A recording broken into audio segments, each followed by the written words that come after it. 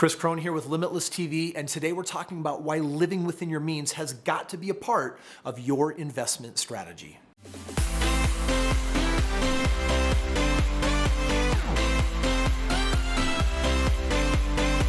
So today's video is about living within your means, but it's more than that. Living within your means that you should be able to get ahead. And the way that I was able to do this in my life, my wife and I, we started out and we created a new methodology that we called the 4-bucket method. And the reason why we created this is because when we first got married, we didn't understand exactly how to live within our means because we would budget and then we were doing okay. And then all of a sudden tuition came due and it was like, oh man, if I don't save 4 months ahead of time, then this infrequent bill that isn't fixed, it's variable, is gonna pop up and surprise me. And the reason why people get stuck behind the 8 ball is because they know how to plan for what they need for the month, but they don't know how to plan for the unexpected. Here's the reality. Someone's going to the ER. Someone's gonna break us something. The reality is that you're gonna buy something that you weren't expecting or anticipating. The reality is that there's gonna be a bill that comes up once a year. And if it's as little as $100, are you saving $8 every single month? No, you're not thinking about it. And all of a sudden that month comes due, February comes up, and there's this random $100 bill. And you'll find yourself saying these words, I'm putting in this effort, and just when I thought I was getting ahead, we're getting behind. Would you like for that to stop? Let me share with you what my wife and I invented. We call it the 4-bucket methodology. The 4-bucket methodology are these 4 buckets, and I want to invite you to write them down. Bills, savings, investments, and charity. What that means is that whatever money we have that we get during the month, we've got to put it into one of these 4 buckets. So for example, let's say right now you're like, Kris, I'm so strapped, I put all of my money towards bills. Then guess what? You're living to pay bills and then die. That sucks. Instead, you've got to figure out how to take your money and you've got to start dividing it up into different buckets. So for example, you need to have money every month go into savings bucket. You need to have money go into your investments bucket. You need to have money go into your charity bucket. If you read The Richest Man in Babylon, it's a simple old school parable book. And it's all about a man who sets aside 10% of his income for investments. And over a short lifespan was able to create financial freedom because he set aside a little bit. What am I suggesting? I'm suggesting that your budget should not be based on bills. It should be based on what you want, which means, don't you want savings? Good, then you should budget for that.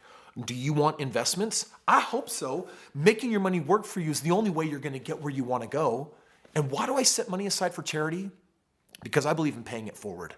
I believe that there's a give and take in the stream of life, and that if all I am doing is being a taker and selfishly focusing on me, then I'm not going to participate in the reciprocity that is available to all of us, that when we're giving of what's left over, we're actually setting and creating an intention right now.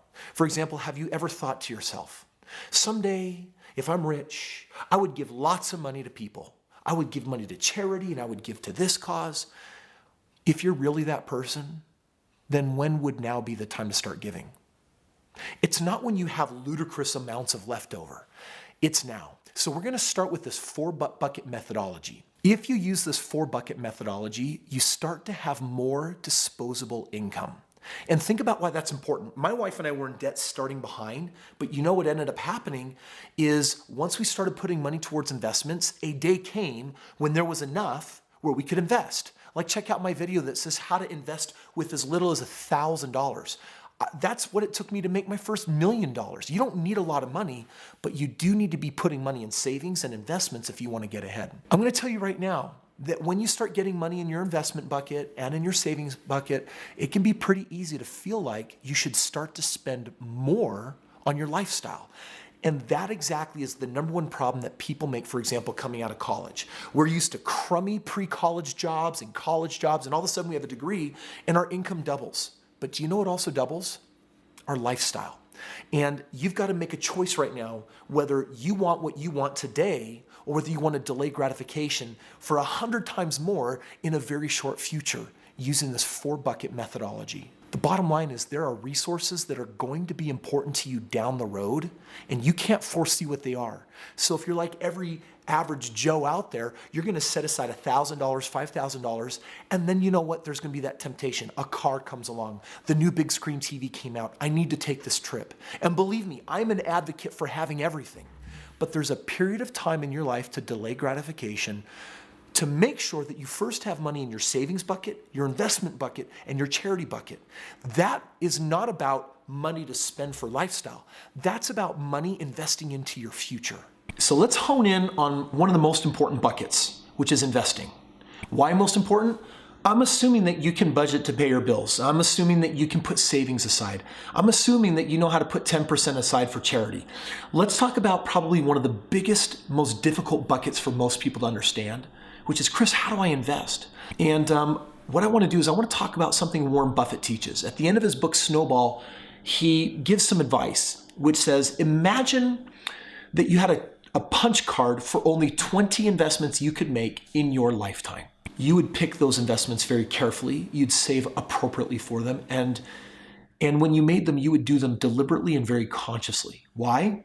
Because there's only 20. There's that scarcity of only 20, not 50, not 100. And the reality is that if you burn the barn down a couple of times, you might not be able to invest as much as your life requires to create the freedom and the balance that you're looking for. Now let's go back to Warren Buffett on his advice, because Warren Buffett always talked about buying things with a high intrinsic value that didn't match its current valuation.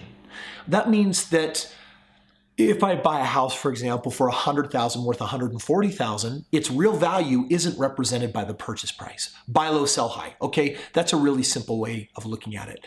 A lot of people don't do investing the way Buffett suggests. A lot of them will buy at market and it doesn't have intrinsic value.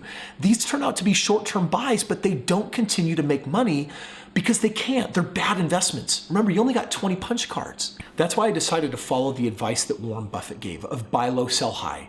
I mean, it sounds like it makes sense, but remember, every investment decision that you do make needs to fall within the living within your means. And so I would save, I would put money like $5,000. It took me 14 months for my first house. And that first house meant that I could live for free. That house bought my next one with great equity, but cash flow. And what I knew was how to live within that cash flow that it was giving me. That second house was producing a $500 a month cash flow. Well, that $500 couldn't increase my standard of living. It was just $500 more every month that I had to work with, which meant that I could snowball more money into savings, more money into future investments. And whereas it took 14 months to save up money for the first house, it was now taking a matter of months to now save up money for my next house. And a couple years later, I was buying multiple homes every single month. So the 4-bucket strategy, it's important that every month you're contributing to all 4 of them. Even right now, little bonus here. If you're not living within your means, I'm going to tell you right now, find a way with the money that is coming in to every month, no matter what, contribute money to each of those 4 different buckets, because you need money for your bills. You have to have money for savings.